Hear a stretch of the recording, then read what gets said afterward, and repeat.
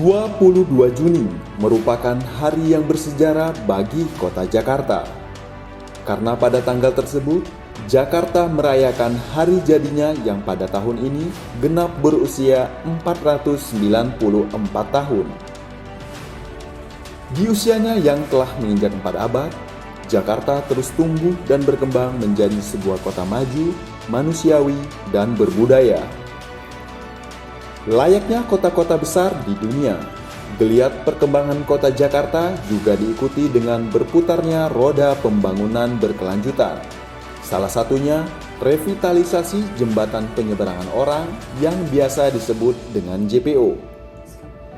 Berbeda dengan JPO pada umumnya, JPO yang dibangun di Jakarta belakangan didesain lebih artistik dengan sentuhan ornamen Betawi. Keindahan JPO semakin terlihat dengan pencahayaan lampu warna-warni pada malam hari.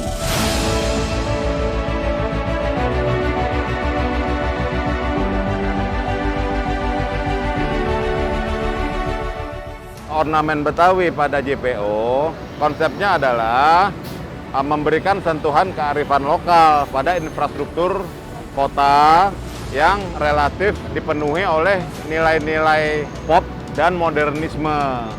Atas dasar itu, diberikanlah sentuhan kearifan lokal untuk menciptakan nilai humanisme pada infrastruktur ibu kota ini. Nah, itu konsepnya seperti itu, sekaligus menciptakan identitas kota berdasarkan kearifan lokal tadi. Secara garis besar, yang pertama itu gigi balang, gitu ya. Gigi balang bisa diterapkan dalam skala yang 1:100 sesuai aslinya. Bisa juga diterapkan secara pop art gitu ya, kontemporer. Itu biasanya skalanya diperbesar. Nah, yang kedua itu pagar langkan gitu ya. Pagar langkan itu dia fungsinya kalau di rumah adat Betawi memang sebagai penghalang, pengaman pagar di teras rumah orang Betawi gitu ya. Nah, tentunya ketika diterapkan di JPO, dia menjadi pagar pengaman JPO itu sendiri kanan kiri. Nah, yang berikutnya adalah ornamen flora. Flora di sini adalah bunga-bungaan, dedaunan gitu ya. Nah, itu diterapkan sebagai ornamen hiasan di JPO. Terus kemudian bentuk matahari gitu ya. Satu lagi adalah motif batik Betawi. Ada beberapa JPO yang ada rumah lift. Nah, dinding lift itu kan tinggi tuh. Nah, maka bidang vertikal tadi itu diterapkan motif batik Betawi.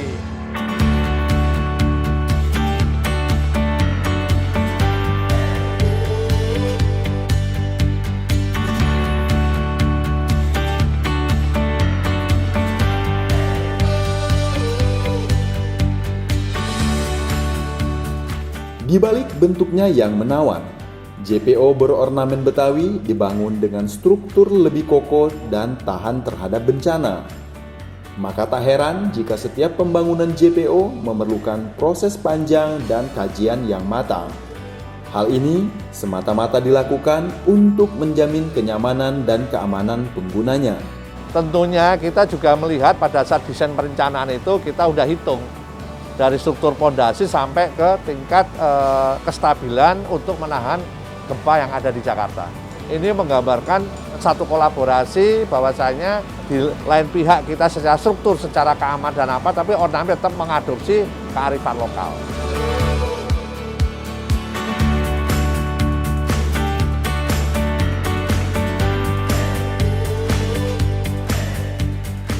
Sebagai kota metropolitan dan ibu kota negara, JPO berornamen Betawi yang dibangun Pemprov DKI Jakarta menyediakan beragam sarana dan prasarana untuk mengakomodir kebutuhan warga, khususnya para penyandang disabilitas, lansia, dan ibu hamil. Banyak sekali sarana prasarana yang kita buat. Yang pertama pasti kita akan buat lift ya.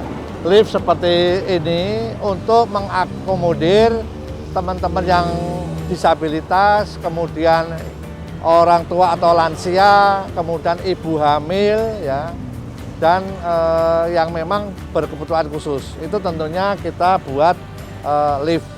Di mana lift ini mungkin bisa dilihat ornamennya kita buat masuk dari ornamen Betawi, ada batik tumpal, di sebelahnya ada motif bunga Tanjung gitu.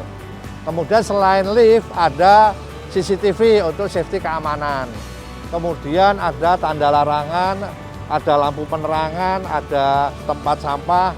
Kemudian juga tentunya kita buat supaya aman, nyaman, dan enak untuk kita berfoto-foto ria gitu.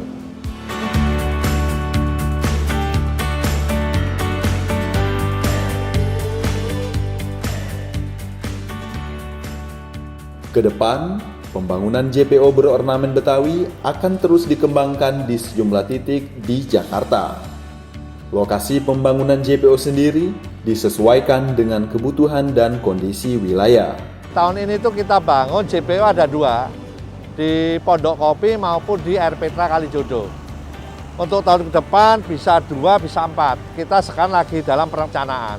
Sebetulnya untuk JPO itu permintaan banyak, namun kita buat skala prioritas.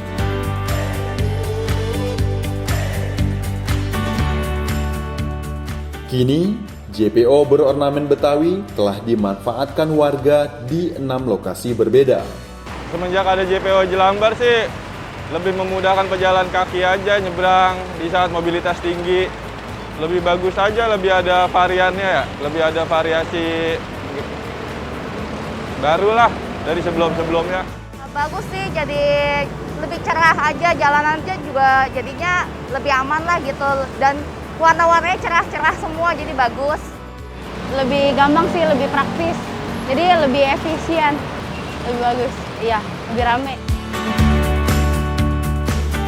Kehadiran JPO-JPO ini diharapkan tidak hanya dapat membantu mobilitas warga, tapi juga ikut menyemarakan HUT Kota Jakarta yang pada tahun ini masih dirayakan di tengah situasi pandemi. Di ulang tahun Jakarta yang ke-494 ini, dengan tema Jakarta Bangkit ini, dalam kondisi pandemi COVID-19 tentunya kita harus tetap memberikan nuansa Semara ini menjadi kebangkitan kita, khususnya bagi warga Jakarta. Dan kedua tentunya dengan ornamen Betawi ini, kita juga memberikan Semara juga dengan kehadiran ornamen Betawi. Harapannya buat kota Jakarta ya semoga kotanya lebih jaya, cepat bisa bangkit dari COVID-19. Nah, harapannya semoga Jakarta makin bersih, makin berjaya, terus semoga coronanya cepat berakhir deh. Jakarta lebih maju lagi sih, biar semoga pandemi bisa cepat selesai. Harapan kami tentunya, harapan saya Jakarta ini bisa memiliki identitas kotanya ya yang berdasarkan kearifan lokal, dalam hal ini kebudayaan Betawi. Tentunya untuk menambah nilai humanisme ibu kota kita tercinta ini.